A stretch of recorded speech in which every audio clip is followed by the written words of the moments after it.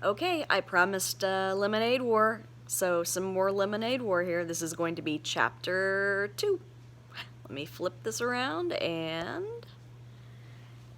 there's the cover. Ready to go. Chapter 2. Not liking that light, but you guys can still see, can't you? Alright. Chapter 2, Breakup. Dissolution of a unit, an organization, or a group of organizations. The Justice Department sometimes forces the breakup of large corporations into several smaller companies. Says, there, that's a little better. Jessie didn't get it. She just didn't get it. What was Evan's problem? He'd been acting like a weirdo for 2 days now. And it was 2 days ago that the letter had arrived. But why would he be so upset about that letter? This is a puzzle, Jessie told herself, and I'm good at puzzles. But it was a puzzle about feelings, and Jessie knew that feelings were her weakest subject. Whoop. Jessie sat in the cool darkness of the basement and thought back to Monday, the day the letter had come. Everything had been normal. She and Evan were putting together a lemonade stand in the driveway when the mailman walked up and handed Jessie a bundle of letters. Evan never bothered to look at the mail, but Jessie was always entering contests and expecting to win, so she flipped through the letters right away. Boring, boring, boring, said Jessie as each letter flashed by. Hey, something from school addressed to Mom. She held up a plain white envelope. What do you think it is? Don't know, said Evan. He was in the garage, uncovering the small wooden table they usually used for a stand. It was buried under 2 snow tubes, 2 boogie boards, and the garden hose. Jessie watched while Evan gave a mighty pull and lifted the table up over his head. Wow, he's gotten so big, thought Jessie, remembering what Mom had said about Evan's growth spurt. Sometimes Jessie felt like Evan was growing twice as fast as she was. Growing up, growing away. It looks important, said Jessie. It looks like bad news, is what she thought in her head. Was there a problem? A complaint? A mix-up? All the nervousness she'd been feeling about skipping to 4th grade suddenly burbled up inside her. This table's really dirty, said Evan. Do you think we can just cover it with a lot of cups and the pitcher and no one will notice? Jessie looked. The table was streaked with black. No. Evan agreed. I'll clean it, said Jessie. Evan had only agreed to have a lemonade stand because it was one of her favorite things to do. The least she could do for him was clean the gunk off the table. Maybe, she said, holding up the envelope again. They're postponing school? Maybe the first day isn't going to be next Tuesday, you think? That got Evan's attention. Let's ask Mom to open it, he said. Up in the humming cool of her office, Mrs. Tresky read the letter through once. Well, she said, this is a curveball. She looked right at Evan. Jessie thought her face looked worried. Evan, you and Jessie are going to be in the same class this year. You'll both have Mrs. Overton. Jessie felt relief flood her entire body. The same class. If she could have wished for one thing in the whole world, that's what she would have wished for. She would be with Evan, and Evan would make everything easier. He would introduce her to all those 4th graders. He would show them all that she was okay, not some puny 2nd grader who didn't really belong. But Evan didn't look happy. He looked angry. Why? He asked in an almost shouting voice.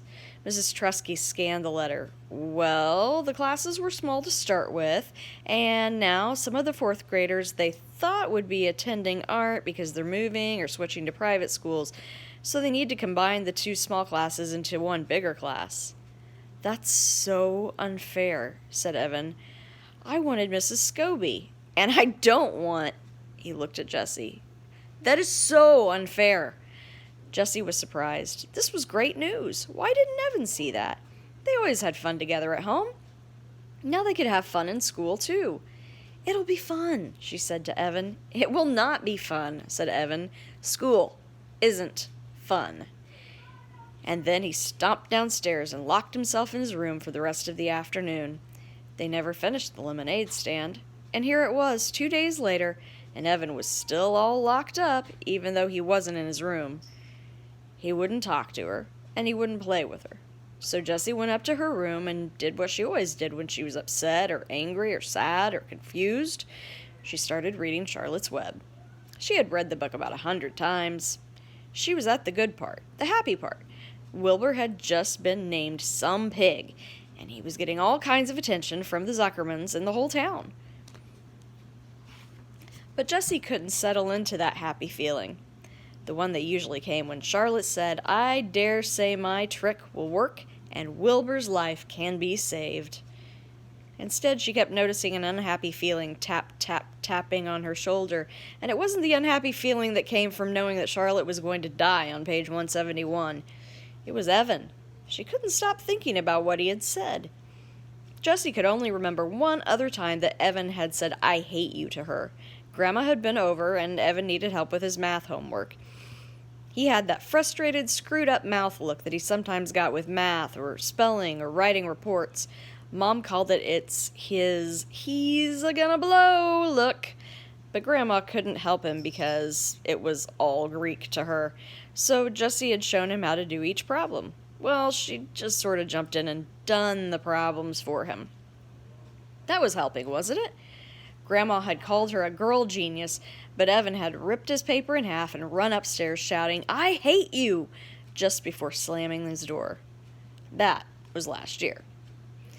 Jessie rested the book on her stomach and stared at the ceiling. People were confusing. She'd rather do 100 math problems and try to figure out someone else's mixed-up feelings any day of the week. And that's why she and Evan got along so well. He'd just tell her, straight out, "I'm mad at you because you ate the last Rice Krispies treat." And then she could say, "Sorry. Hey, I've got some Starburst in my room. You want them?" And that would be that. Evan was a straight shooter. Not like the girls at school, the ones who had started that club. She rolled over onto her side to get away from those thoughts. Across the room, against the opposite wall, she noticed the 3 pieces of foam core her mom had bought for Jessie's Labor Day project. Every year, the Rotary Club sponsored a competition for kids to see who could come up with the best display related to the holiday. This was the first year Jessie was old enough to participate, and she had begged her mom to buy foam core and gel pens and fluorescent paper and special stickers for her display. She was determined to win the prize money, $100, but she hadn't been able to come up with a single idea that seemed good enough. So here it was, just 5 days before the competition, and the foam core was still completely blank. Jessie reached for her book. She didn't want to think about the girls at school, and she didn't want to think about the competition. She started reading again. Wilbur and Charlotte were at the fair, and Charlotte was beginning to show her age. Jessie read the words that Wilbur said to his best friend. "I'm awfully sorry to hear that you're feeling poorly, Charlotte. Perhaps if you spin a web and catch a couple of flies, you'll feel better." Well, the second part didn't apply at all, but Jessie imagined herself saying the first line. "I'm awfully sorry to hear that you're feeling poorly, Evan." It sounded about right. At least it would show him that she cared, and Jessie knew that this was important when somebody was feeling upset. She decided to go downstairs and give it a try. She would do just about anything to get Evan back the way he was before the letter. Jessie looked in the kitchen and the backyard. No Evan. She was halfway down the steps to the basement when she heard a noise coming from the garage. She opened the door and felt the full heat of the day blow on her skin. It was like some giant had blown his hot, stinky breath on her. In the garage, she found Evan and Scott Spencer. Weird, she thought. Evan doesn't even like Scott Spencer. They'd been on-again, off-again friends from kindergarten. But ever since Scott had purposely put Evan's bike helmet under the wheel of the Truskeys' minivan so that Mrs. Trusky would run over it when she backed out, the friendship had definitely been off. Jessie looked from Evan to Scott and back again. Now she had no idea what to say. "I'm awfully sorry that you're feeling poorly, Evan." Didn't seem to make much sense when Evan was obviously having fun with his friend. She tried to think of something else to say. All she could come up with was, "What are you doing?" The boys were bent over a piece of cardboard. Evan was writing letters with a skinny red felt-tipped pen. The purple cooler was in the middle of the garage, and 2 plastic chairs were stacked on top of it. On the top chair was a brown paper bag. "Nothing," said Evan, not looking up. Jessie walked over to the boys and peered over Evan's shoulder.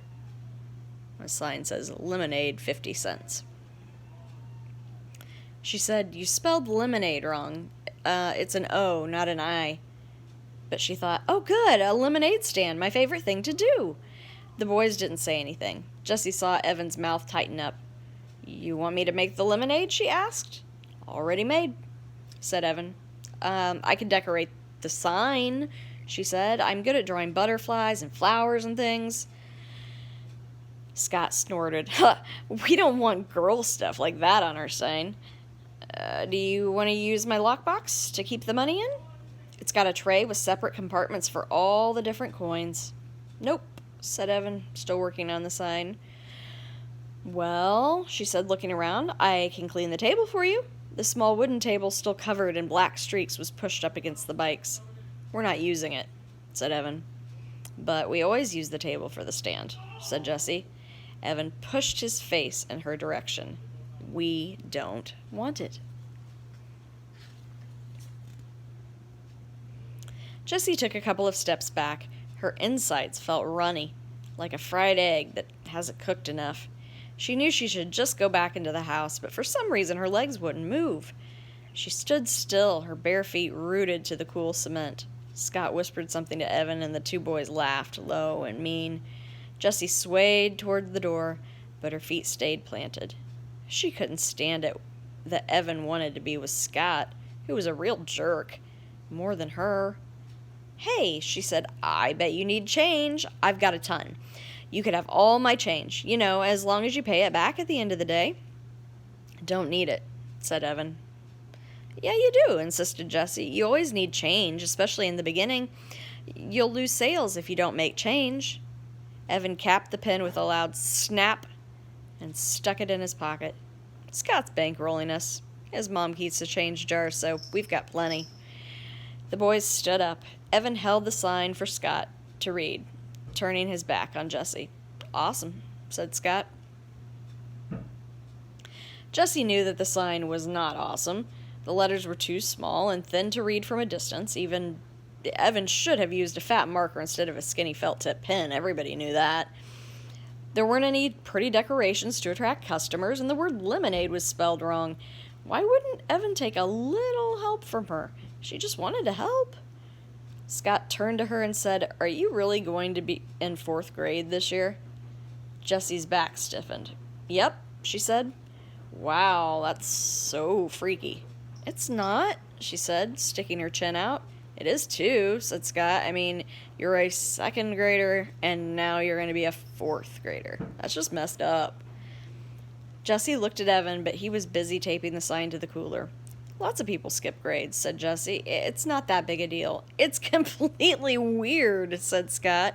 "I mean, you miss everything from a whole year. You miss the whole unit on Antarctica, and that was the best. And the field trip to the aquarium and the thing where we sent letters all over the country. Remember that, Evan? You got that letter from Alaska. That was so cool." Evan nodded, but he didn't look up. "It's not that big a deal," said Jessie again, her voice stretched like a tight rubber band. "It's like you miss a year of your life," Scott said. "It's like you're gonna die a whole year earlier than the rest of us, just because you never had 3rd grade. Jessie felt cold and hot at the same time. Part of her wanted to yell, "That doesn't make any sense!" But the other part of her felt so freakish, like Scott had just noticed she had 3 legs. Evan stood up and tossed the paper bag to Scott. Then he grabbed the plastic chairs with one hand. "Come on, let's go." He reached down to grab one handle of the cooler. Scott grabbed the other, and together they lifted it and began to walk out of the garage. "Hey, Evan," said Jessie, calling to their backs. "Can I come too?" "No," he said without turning around. "Come on, please. I'll be a big help." "I can do lots of things." "You're too young," he said sharply. "You're just a baby." The boys walked out. "You're just a baby." Jessie couldn't believe Evan had said that. After all the stuff they'd done together, And he was only 14 months older than she was. Hardly even a full year. She was about to yell back something really harsh, something stinging and full of bite, like, "Oh yeah?" when she heard Scott say to Evan, "Man, I can't believe you have to be in the same class as your little sister. If that happened to me, I'd move to South America." "Yeah, tell me about it," replied Evan, crossing the street. The words died on Jessie's lips. She watched Evan walking away, getting smaller and smaller. He was deserting her. He wasn't going to stand by her at school.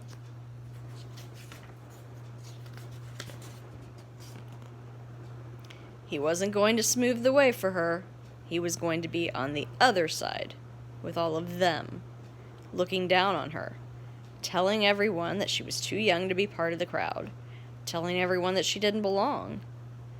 "Fine for you, Evan Trusky," she said as she marched into the house, her fists balled up at her sides. "I don't need you. I don't need you to have fun. I don't need you to run a lemonade stand. And I don't need you to make friends in the 4th grade." Halfway up the stairs, she stopped and shouted, "And I am not a baby.